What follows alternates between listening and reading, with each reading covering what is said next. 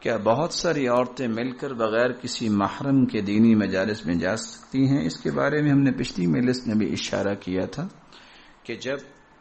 اس طرح کا ماحول ہو کہ کوئی بھی محرم نہ ہو اور دین کی بات سننے کے لیے یا اس طرح کے فرض کو جو علوم ہیں جس کو علوم عالیہ کہا جاتا ہے، جس کے بغیر انسان کی کوئی عذر قبول نہیں کیا جائے گا، ایسا علم سیکھنے کے لیے کچھ علماء نے یہ فتویٰ دیا ہے کہ وہ اس طرح دینی مجلس میں شریک ہو سکتی ہیں جب رفقہ مأمونہ ہو۔ اور دلیل کیا پیش کی ہے؟ جیسا کہ جابر رضی اللہ تعالی عنہ کی پڑوسن جو ہے ان کے ساتھ حج کرنے گئی،